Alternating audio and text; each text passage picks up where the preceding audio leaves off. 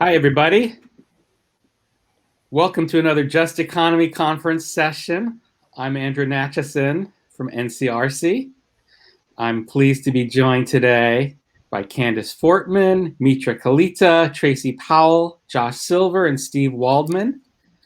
We're going to be talking today about journalism and the place of journalism in local communities and in community wealth building.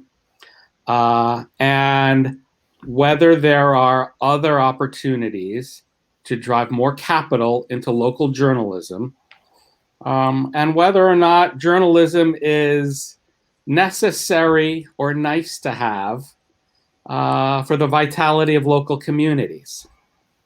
I thought I'd give a little brief context and then hand it off to this great panel that we've gathered today. The context is twofold. Number one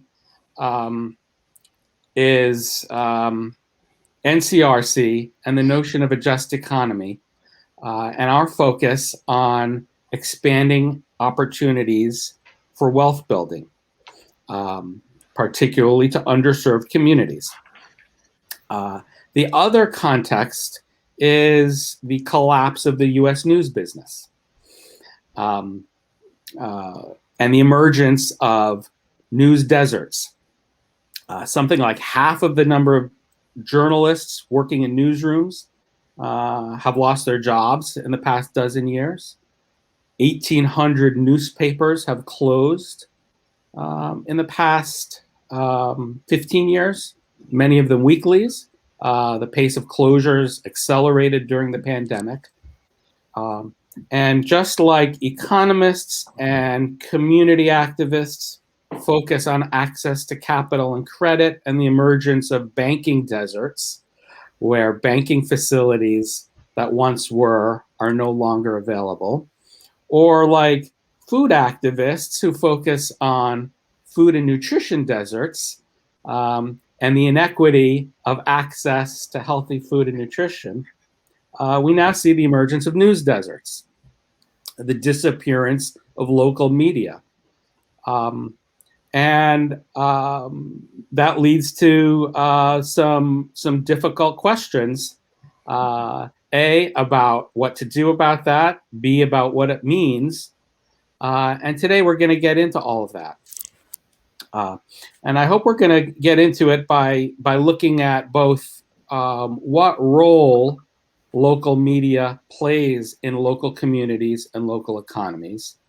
Then talk about what efforts are underway to drive more capital into local journalism. And finally, we can talk about the Community Reinvestment Act a little bit, and whether that might be a lever to drive more capital into local news. So with that as a segue, Tracy, I wanna kick it off by passing the mic to you, so to speak. If you could introduce yourself and tell us a little bit about what you've been up to and really the news landscape from your perspective. Thank you so much, Andrew. So first, I want to apologize. I've been experiencing a few technical difficulties, so I have my fingers crossed that the internet will last. We've been having a lot of storms here in the South, and so I think that's why my connection is a little bit wonky right now.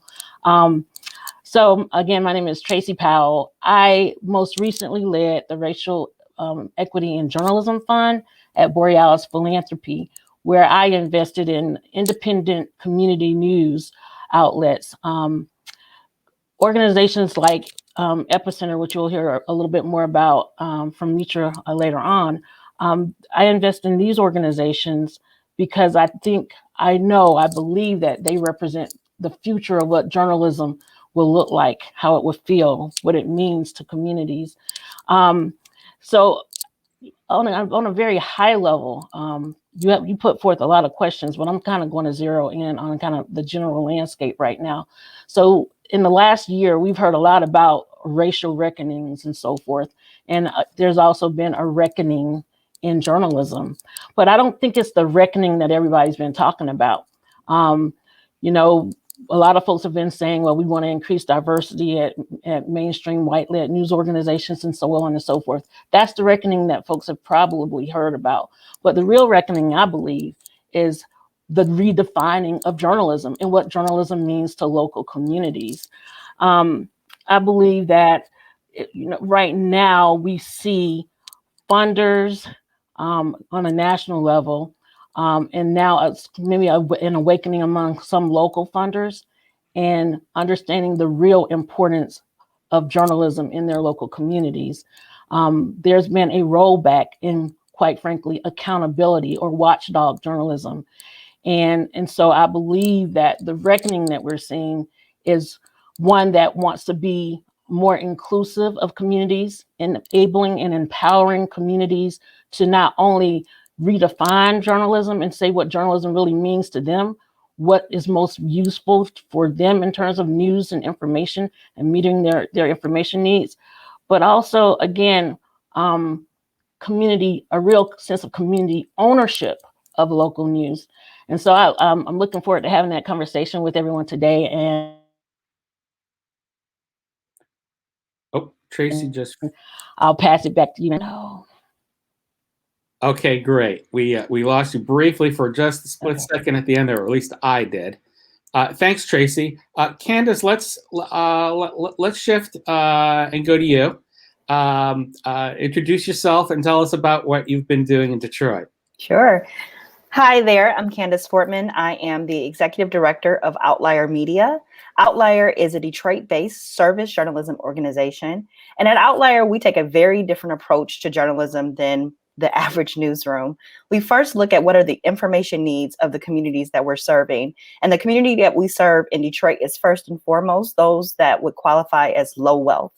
And so we look at what are the information needs that they need in order to survive in this city. So much of the news is built for people who are curious or who just want to be entertained or who might need very high level information. We're looking at information that helps people survive in place. So how do I get access to childcare? How do I get access to get my water cut back on?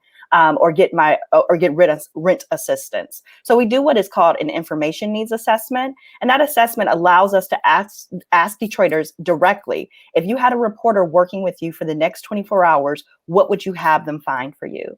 And after we go there, we also look at public information. So United Way data, emergency 911 calls, public information that comes into the council office or the mayor's office to see what questions Detroiters and the other communities that we work with, to see what those folks are asking. From there, we build our beats of reporting. So we don't decide for ourselves what we're going to cover in our newsroom. We allow our community to tell us the information they need us to go after.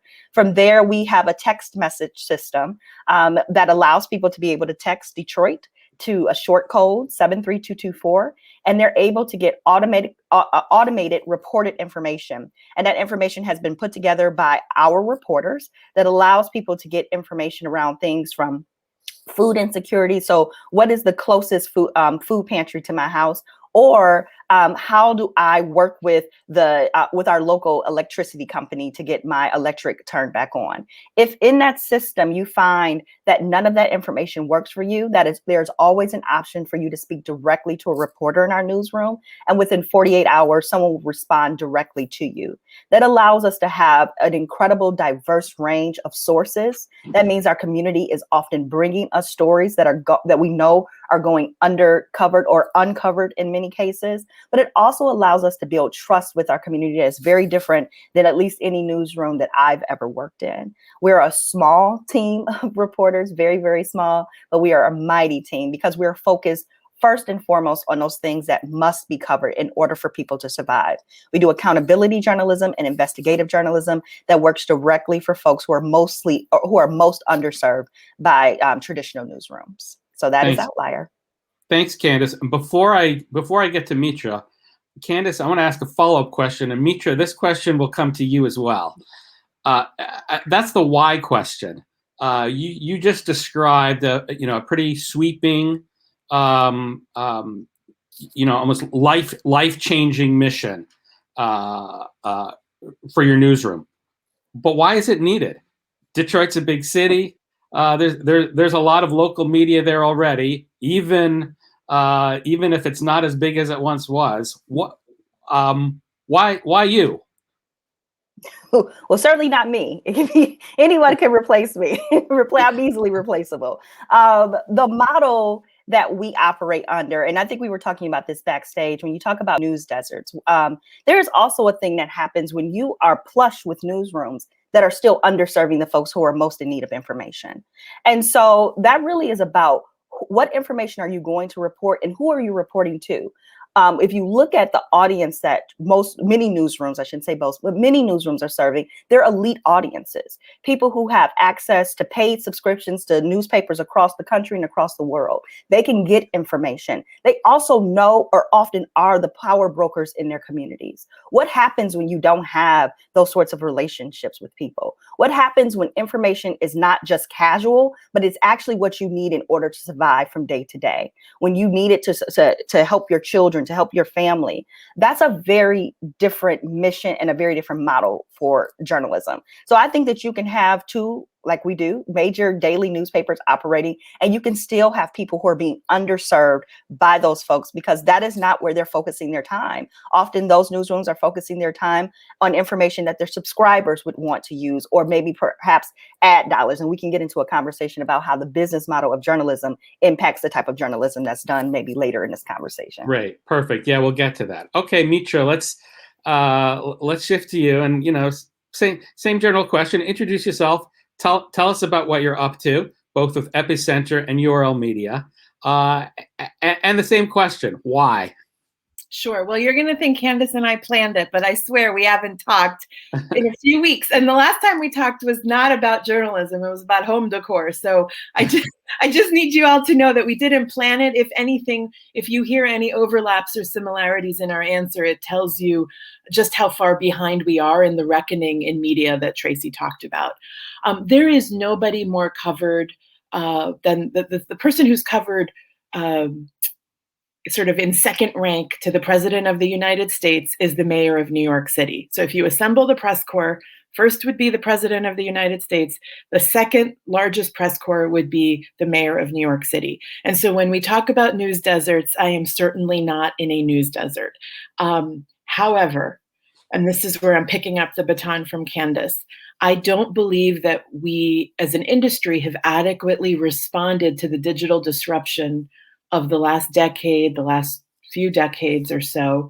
And I think that diversity goes hand in hand with that disruption. So what do I mean by that? You heard Candace talk as much about texting people as about the intended audience, right? How are people receiving their information? And when we talk about formats in mainstream newsrooms, we kind of go to this place of inserting a photo, doing some graphics that move, and we don't think about formats in terms of the most important disruption, which is the delivery of this news and information to the intended audience. So Epicenter was very organically created. I live in Jackson Heights. We were dubbed the epicenter of the epicenter last spring as the pandemic began. The neighboring areas are Elmhurst and Corona. And my husband and I are involved in our community. I was working at CNN at the time.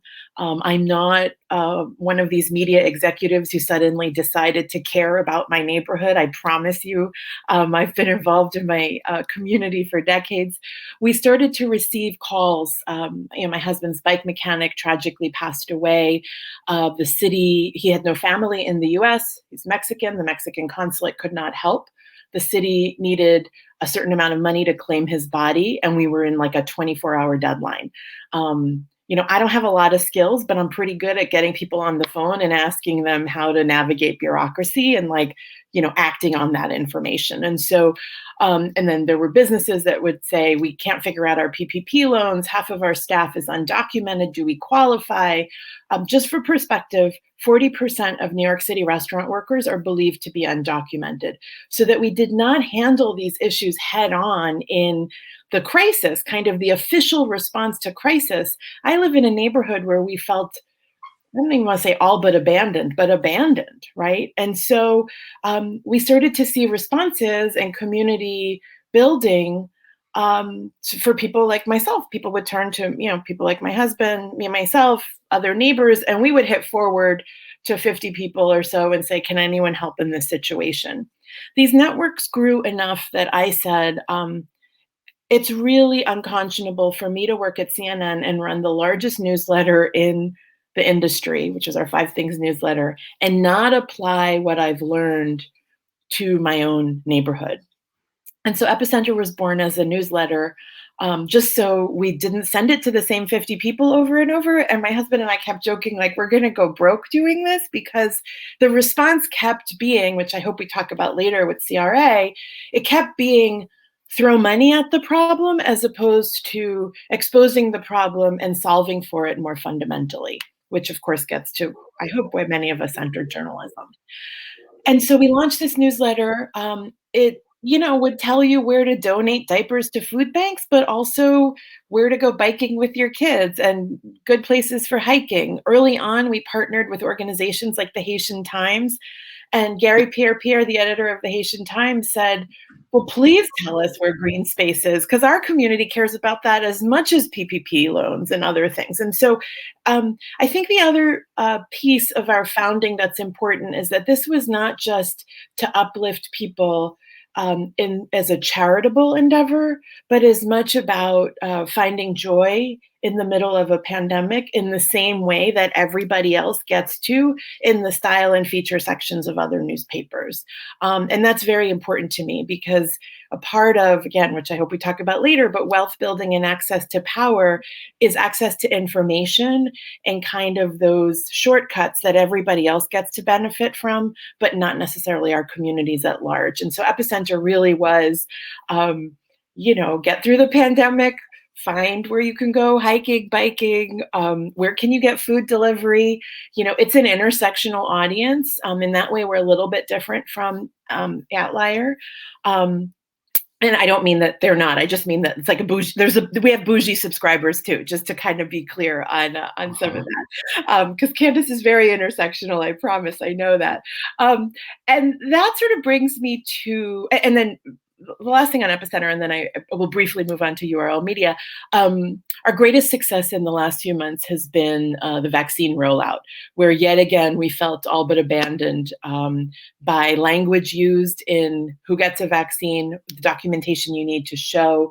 Again, our district has more restaurant workers than any other area of New York City. They were favored early in the rollout, but no plan to truly reach them. And so we started to fill in these gaps.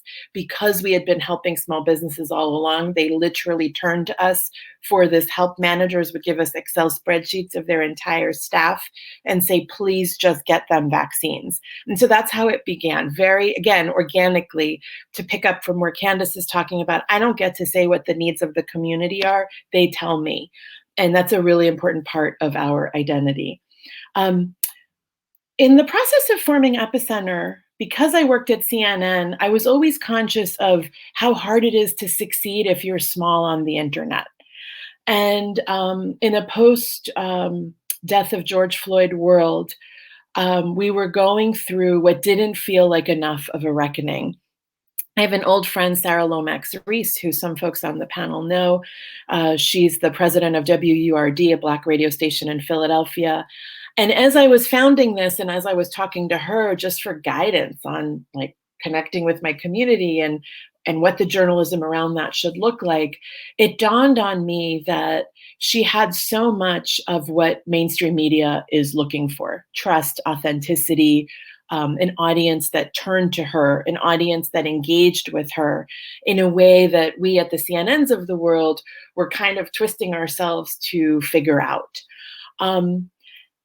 I did not think, I'm going to be honest, that Epicenter could ever on its own succeed against the behemoths on the internet: Google, Facebook, Amazon, Twitter, and just gaming the algorithm alone takes a level of staffing, resources, and kind of digital skill that, as given what I just outlined and how we're structured, felt impossible.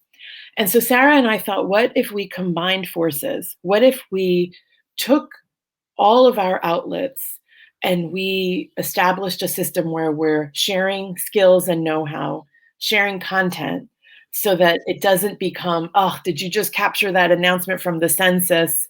I got to do a story, and then Word has to do a story, and the Haitian Times has to do a story. Can we work together?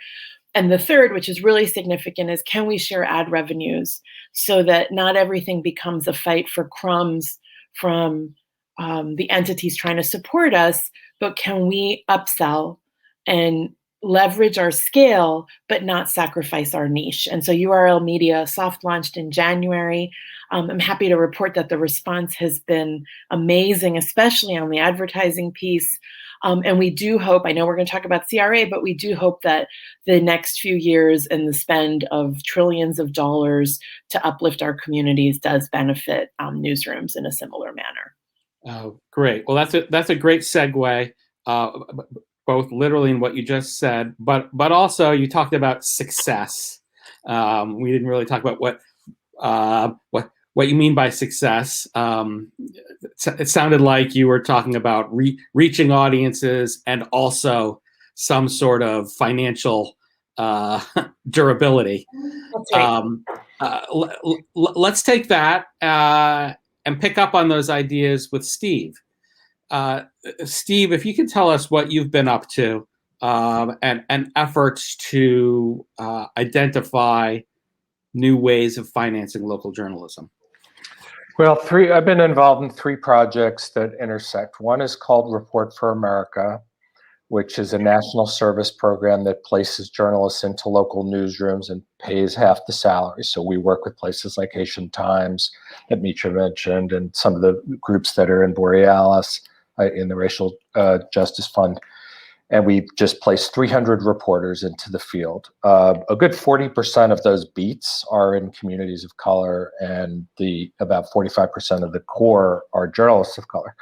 So it is very much agrees with the premise that when you talk about news deserts, that doesn't just mean a big county that has no news organizations in it. It can also be urban areas or suburban areas that have high population, but they're big pockets, big communities that aren't well served and often haven't been well served for a while.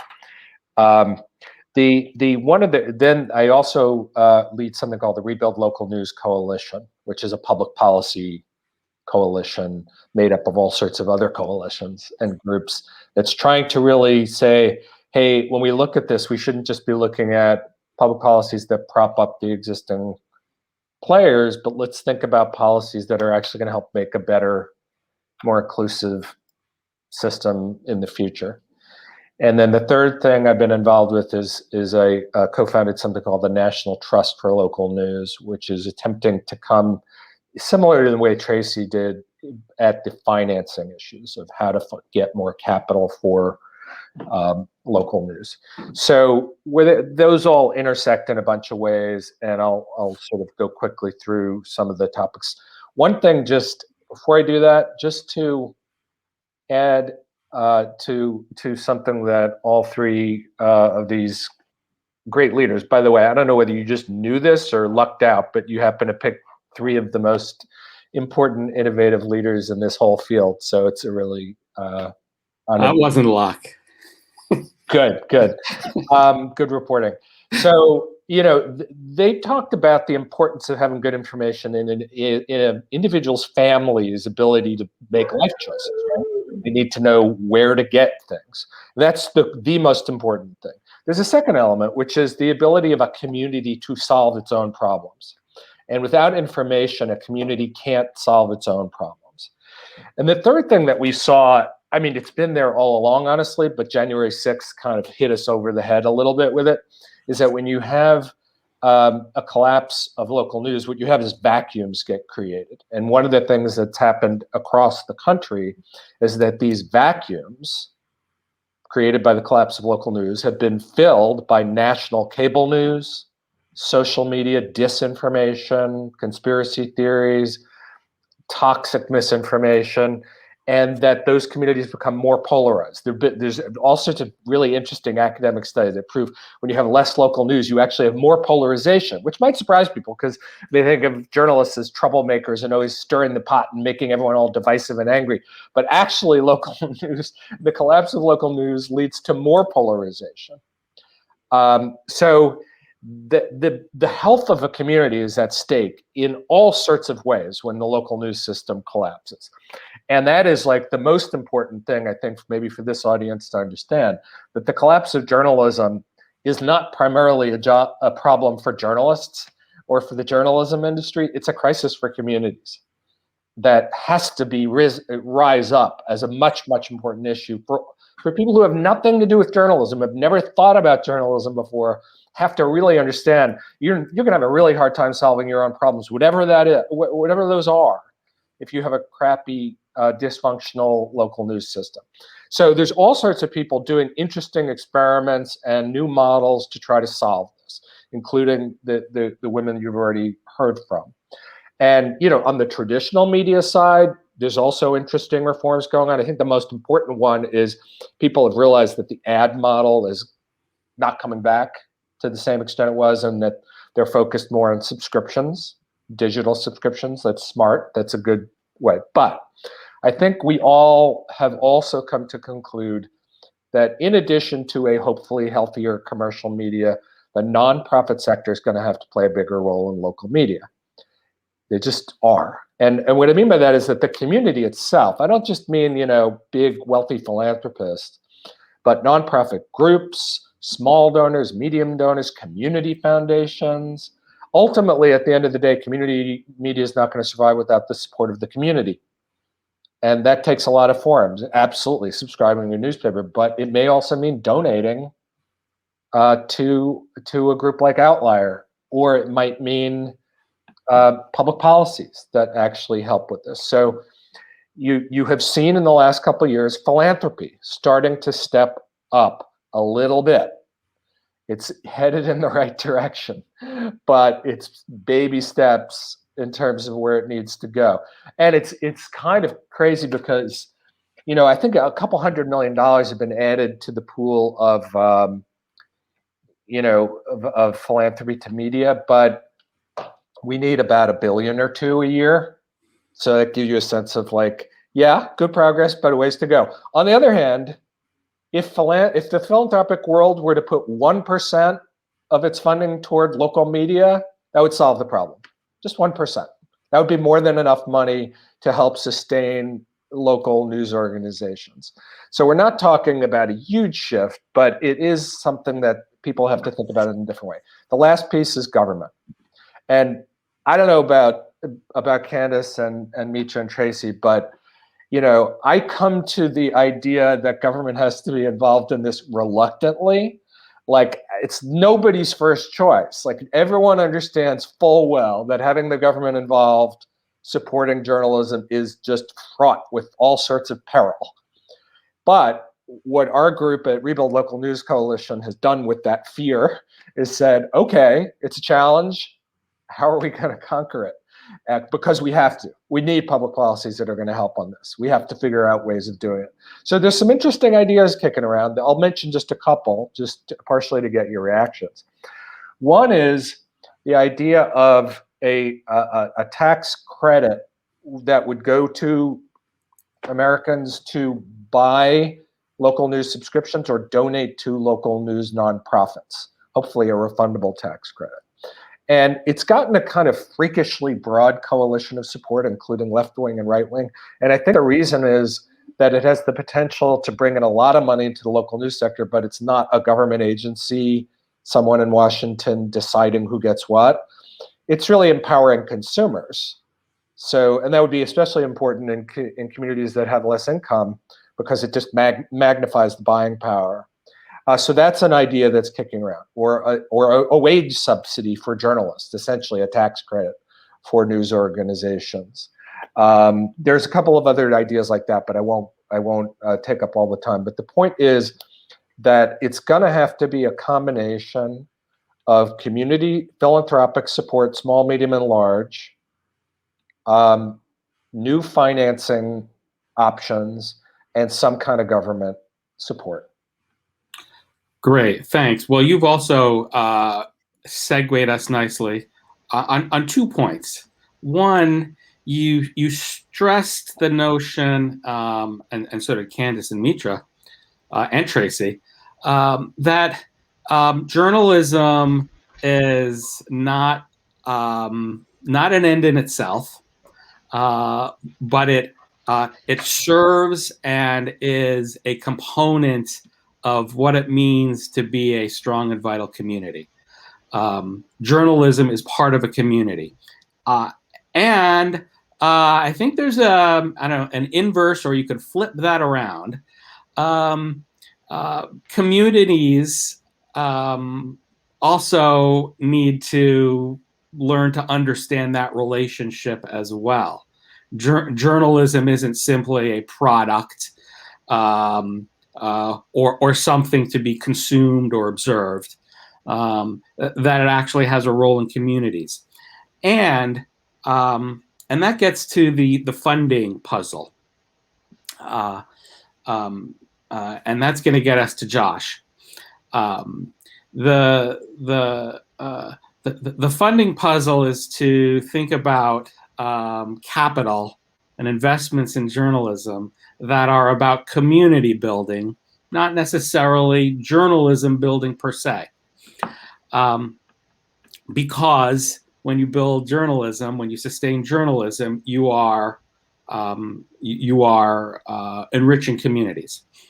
To your point on the funding and the scale, and I think you're absolutely right. Thus far, I think philanthropy has scratched the surface, and I'll illustrate that in just one way. You talked about, what's really needed is $1 billion. The Community Reinvestment Act, a law that was passed in 1977 to reverse and address historic discrimination in lending and housing, redlining, has since then channeled something on the order of $100 billion a year into communities. Now, that is largely lending along with philanthropy and investments. But to put that point in perspective, just in the last 2 weeks, NCRC negotiated what's called a Community Benefits Agreement with PNC Bank, which is going through a merger. And that Community Benefits Agreement committed $88 billion over the next 4 years for the communities that PNC serves to expand mortgage lending, small business lending, investments, philanthropy, and other services, primarily for underserved communities, communities of color, and so on. So when you talk about $1 billion, that sounds on the one hand like a big number, but in the grand scheme of things, in the grand scheme of our financial sector, it actually isn't. And with that, I want to turn it over to Josh, who can talk about the Community Reinvestment Act a little bit. And Josh, I hope you can offer some perspective on what's plausible, because the Community Reinvestment Act wasn't meant to finance or do anything. It had a purpose, and it still does. And the question is whether that purpose fits the community needs for journalism as it does for housing and other services that are supported and have been for a long time through CRA. So Josh, tell us about that. Well, first of all, this is a terrific panel, and I've really enjoyed listening to all the experts and leaders on this panel. Wonderful. First, I'll mention Frederick Douglass. If you haven't read the recent biography of Frederick Douglass, it's a big one, but I recommend it. And just page after page, he was a newspaper man. He actually ran a newspaper. And can you imagine being an abolitionist, threats to your life and all the rest of it during, right before the Civil War. And it was hard for him to run his newspaper. I believe there were subscriptions, but he was constantly trying to go to wealthy people in the community, businessmen, internet. Didn't really run foundations in that time, but there were wealthy people that were donors, people in England, and he struggled. He actually did shut it down after a while, but it was, you talk about community survival. This is one example of community survival, and Ida B. Wells, another leader. But let's talk about the Community Reinvestment Act, something I know a little bit about, more than the media business.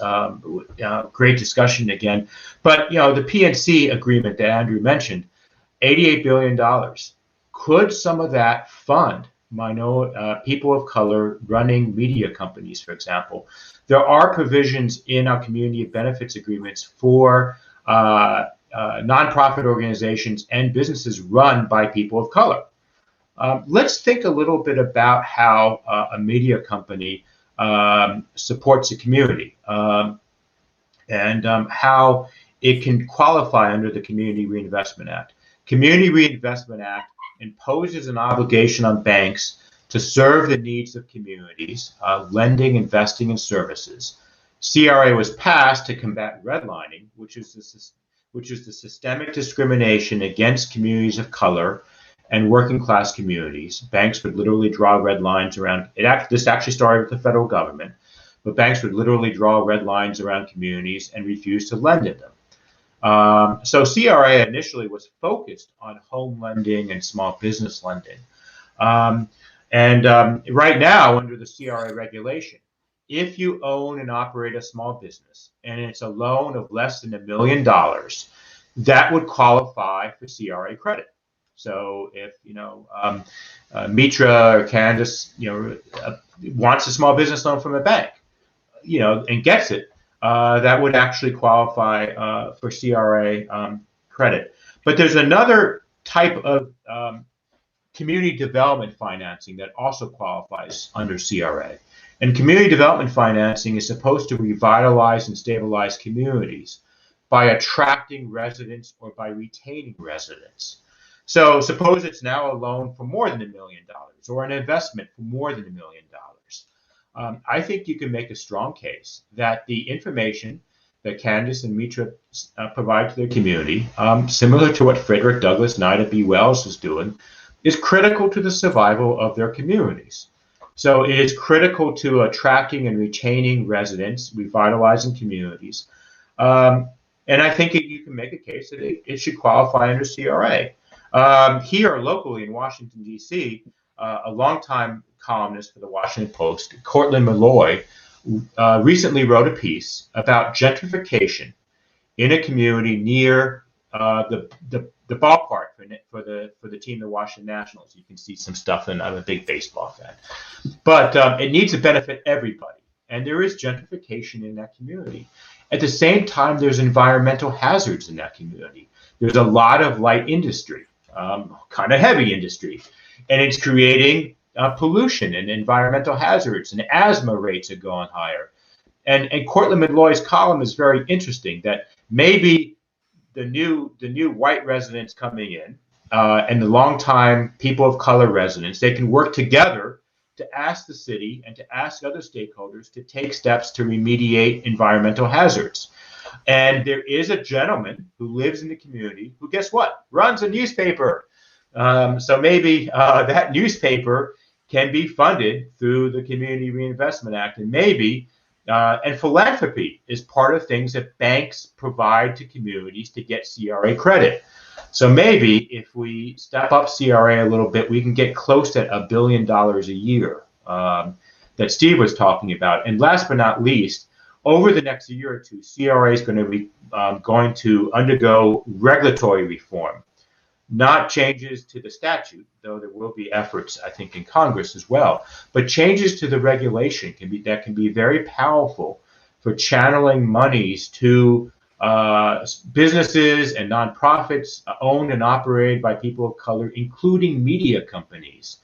And the regulators are thinking of writing documents accompanying the regulation. It's called guidance.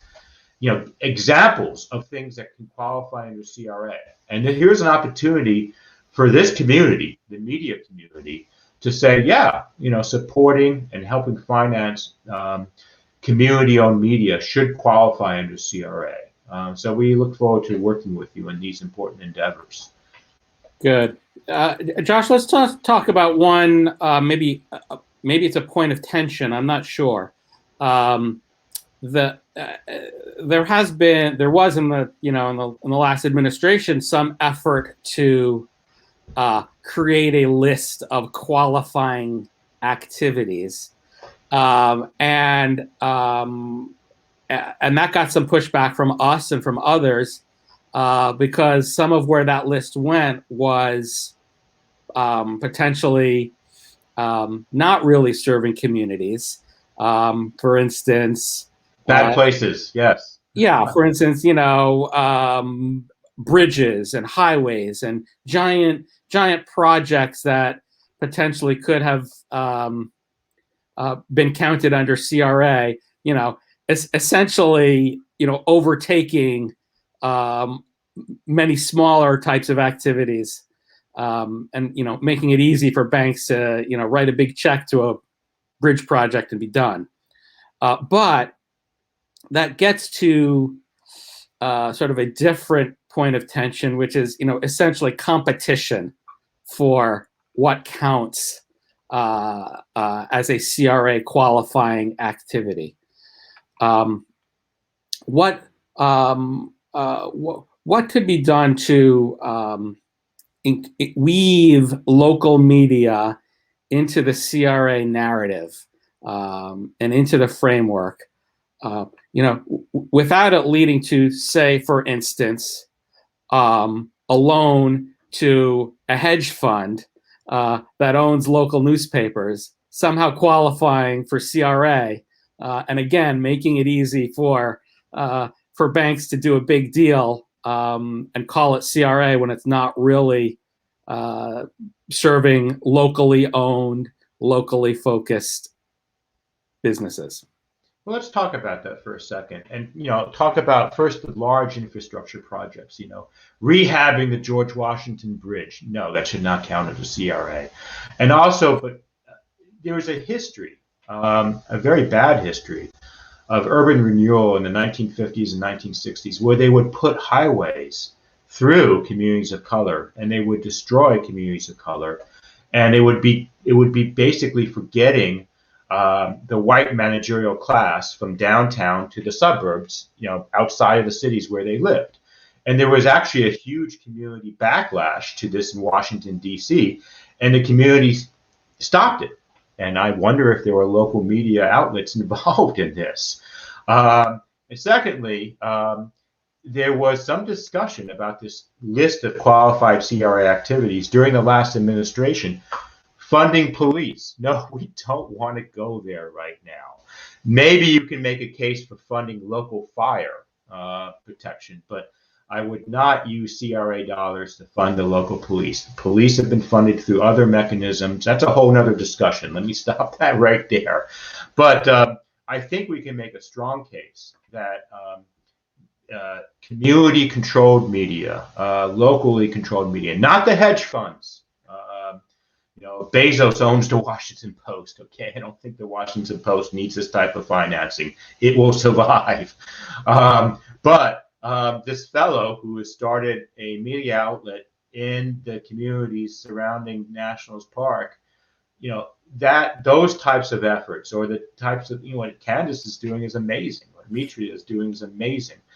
So you can actually, the more to the extent that is controlled and owned by the community and is responsive to the needs of the community, banks could actually get higher points on their CRA exams for financing innovative and responsive community development loans and investments.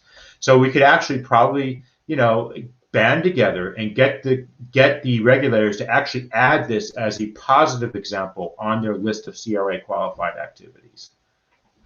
And there is people starting to comment on your comment section. One of our commenters is halfway through the Frederick Douglass biography. Oh, good. Thanks, Josh. So your last point I think is critical, and I would love to pick it up. Go ahead, Steve. Well, first of all, count me in, Josh. Let's do this. Yeah. Let's get together and make that case. It makes total sense. This is like a revelation, honestly. I had never really thought of it from this angle. I have one just question on this from knowing the details of how this works. Is it your sense that the types of things you've been talking about can be done through the existing law, or do there need to be legislative changes as well? Well, it's actually a regulatory reform that I'm talking about. So Yeah. I think So within the current law, as long as you have regulatory reform, you can do it. That's your sense. yes. And let me just give you a little background. There's 3 agencies. There ought to be just one. But there's one agency last year that did an awful, they actually broke away from the other 2 agencies. The Office of the Comptroller of the Currency finalized an awful rule that would, open up the floodgates to the George Washington Bridge. So hopefully that gets repealed through a regulatory process. And then the other 2 agencies, the Federal Reserve Board and the FDIC, the Federal Reserve Board has started a very helpful process. They've asked the general public 99 questions, I kid you not, and people commented to the Fed. But the Fed's questions and their ideas can form a solid basis for reforming the CRA regulation. So we hope that towards the end of this year, or possibly going into the beginning parts of next year, the 3 agencies will come back together and propose a CRA rule. And here's our opportunity. NCRC will keep you informed of hopefully getting media, locally owned and community media on the table. And the big point that Josh just made is this regulatory reform process. It's underway now. It doesn't happen routinely. It's somewhat slow moving, but there is a window of opportunity now to enter into that conversation. And I do think it's important that, the world of journalism and the world of community development, they are mostly like ships passing in the night. They mostly don't intersect. And this seems to be an opportunity where they could. I think just one framing on that, Andrew, might be that the word journalism to many communities continues to be a repellent. And so or not even a repellent, I don't want to, just kind of a great unknown, right? And so I think one thought, which, I'm similarly on board with the caveat that at least my last kind of closer exposure to CRA was I was an economics editor at the Wall Street Journal during the Great Recession. And, small businesses for a long time have complained about the requirements to kind of justify.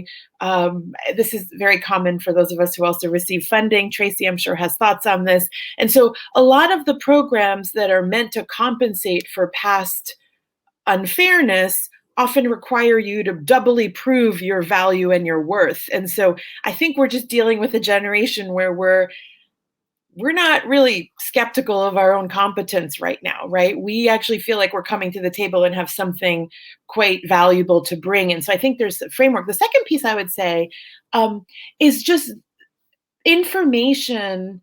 You've seen like infrastructure being kind of expanded and what that includes. Some people have said caregiving, for example, should be a part of infrastructure, and daycare, and other, very rightfully. If you look at each of the challenges that we face in a post-pandemic world and decades of neglect that brought us here, information is such the cornerstone of getting it right. Whereas journalism feels a little bit I don't want to say self-congratulatory, but the word kind of conjures a certain way of doing things where it's us who also need to tweak how we do things in order to meet some of these challenges with the right information, with the right delivery models. And so I do think to the extent we can weave in a challenge to our own industry to not kind of revert to the nostalgia of, when we had 6 tabloid papers in New York City and everything was great, because it was not great, I assure you.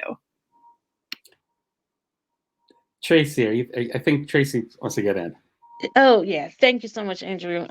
Again, this is a great conversation, and I'm on board 100%. But I want to go back to that concept of redlining, right? We talked about this a little bit a few weeks ago. So while there was redlining in terms of housing, there was also redlining in terms of information, news and information. You had publishers of daily and regional news outlets intentionally deciding to produce information for very affluent, upwardly mobile people. That meant excluding whole parts of their community. And so when we talk about how we fund in the future going forward, we have to keep in mind this sense of community ownership, community participation, and dare I say, community partnership. A lot of the news organizations that are struggling now and trying to figure out how to build trust or rebuild trust, well, let's just be honest. The communities, Mitra, know these outlets. They know them well, and they trust them to do exactly what they've always done. And so we have to rethink about what we mean, not just by journalism or news and information, whatever you want to call it, but really centering all of this around the communities that the news organizations are supposed to serve. It has to look more holistic than it has looked in the past. And so I just, the other piece I want to kind of explore in this is when we talk about process and the regulatory bureaucracy and everything, who are the folks at the table? Is the community truly represented at that table when we are deciding what the framework and what these guidelines will look like? Too many years, the communities we say we want to serve have been left out, purposely left out, and left out because, well, they understand government even less than they understand media. And so how are we going about truly involving the communities in helping to design the frameworks in which we say we need to operate under in order to be more sustainable and more relevant to the communities we serve? Quick answer, Tracy. There's requirement, the Administrative Procedures Act. When a federal regulatory agency wants to change its regulation, it is required to request comments. They propose the changes to the regulation, and then the agency is required to request comments from the general public. I think in this case, it will be at least a 60-day public comment period, but probably longer, because it's going to be a rather, dense regulation. But during the public comment period, anybody can comment. Anybody on this panel can comment. Anybody from the community can comment. So what NCRC tries to do is we actually write sample comment letters. I wrote a comment to the Federal Reserve Board, which was 100 pages because they asked 99 questions. People in the community are not going to write 100 pages on something very technical, but they might write a few pages or a few paragraphs, and that's where where Andrew comes in. I give Andrew the 10-page letter. No, I give Andrew a 2-page letter, and he'll cut it in half. And that will be the sample comment letter for the community. But we want people from the community to also put it in their own voice. Take this sample letter and change it and personalize it and talk about your own community and the struggles that your own community are going through, whether it's housing or environmental, and why this type of activity should count for CRA financing. So, we will plug you in.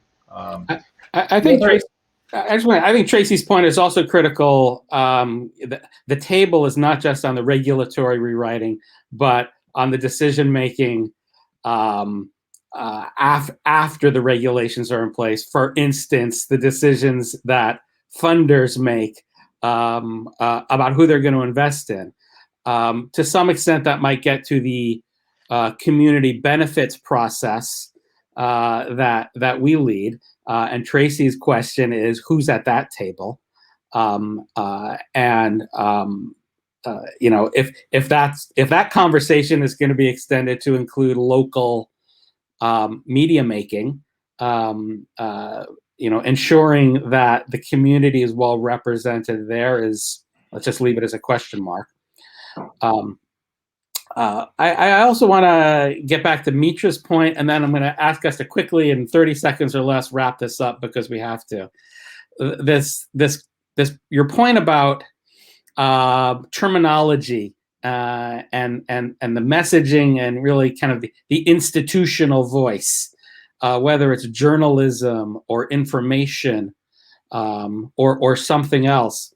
I will just self-referentially point out that going back 15 years or more was the emergence of the notion of we media, which was something that I worked on for many years, and the shift from knowledge as something that came through institutions that controlled what we know, to knowledge that was shared and controlled by communities and individuals. And in some ways, I think your point leads us back to some different formulation for what we call this institution in a community that meets the information needs of communities. So with that, 30 seconds or less, last words from everybody. And why don't we go back around quickly if anybody wants to add something. Candace, I'll start with you. And we'll go around quickly. Where are we? We're in the Wild West. I think that we're in a new age of information and in a new age of who will run the newsrooms of the future. I think it's going to look a lot different than it looks today. You're going to have a lot more small newsrooms. And I really hope you're going to have a lot more community-based newsrooms with people who have deep knowledge of the places they're reporting on and the people they're reporting for. But I do want to address Arden's comment in the chat. Arden, your question is one that I think a lot of people are asking themselves. How do you start a local newsroom? First, start by asking yourself why you want to start a local newsroom. It's a hard job. It's not for everybody. Make sure that your heart and mind are in the right place. But once you get from there and you have that answer clear, there are so many great resources that are emerging to help people start newsrooms right where they are. And I'm sure if you find my email, I can help you find them, because I want more people starting newsrooms, especially if their minds and hearts are in the right place. Great. Thank you. Mitra. Well, I think one area that we didn't dive into, which might segue from Candace yet again, we are actually a for-profit endeavor. We work closely with the community. We work closely with nonprofits. I'm not as down on the advertising model as my friend Steve might be. So I think that also recognizing that community building and community businesses come in many forms. A part of the reason we are for profit, especially for URL Media, is that small businesses, whether it's the travel agency booking your tickets for Hajj or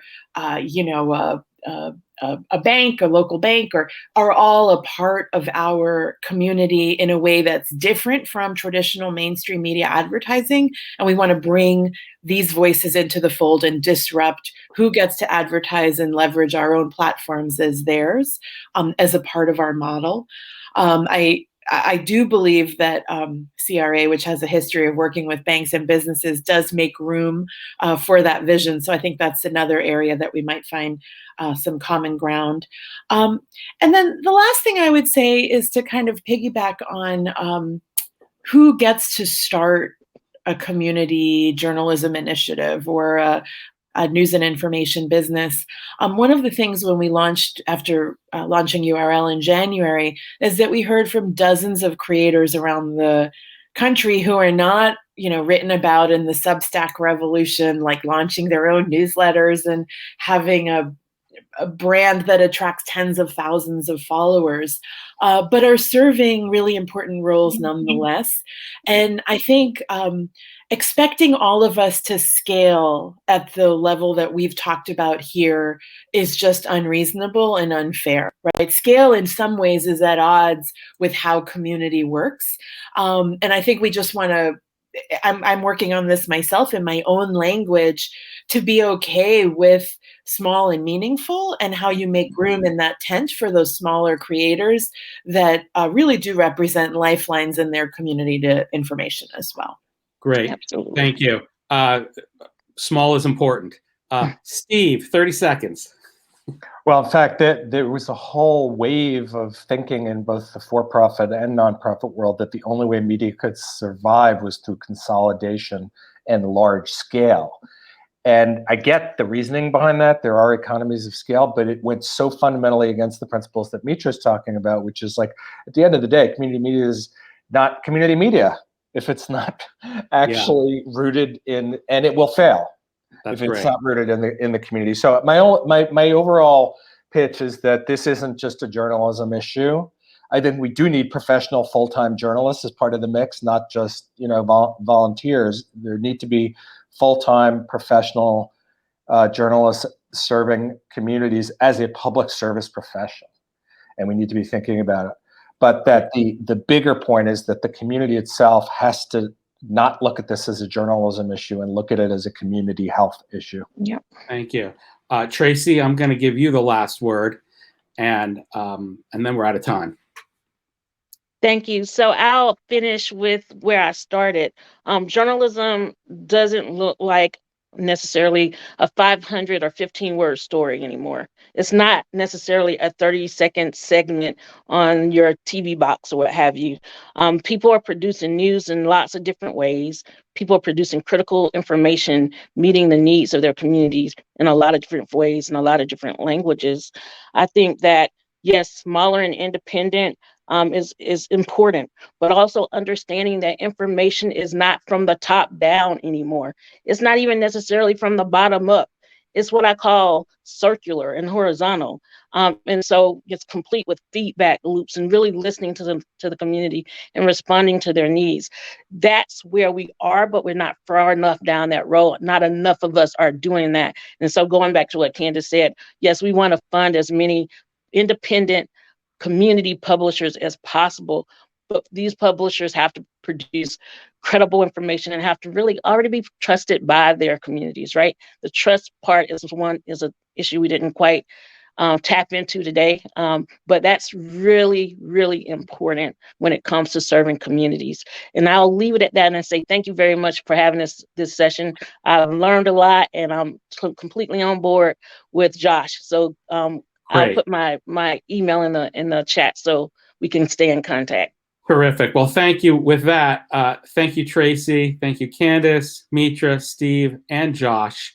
There's some action to come out of this to connect these networks in a very practical way on the regulatory side and on the policy-making side, but clearly also a lot of innovation and evolution that needs to take place on the ground in communities. And with that, thank you all. We're going to wrap it up. This video will be available online for the conference attendees for the next month, and then we'll make it public online as well. And I hope we will all talk further. Thanks. Thank you.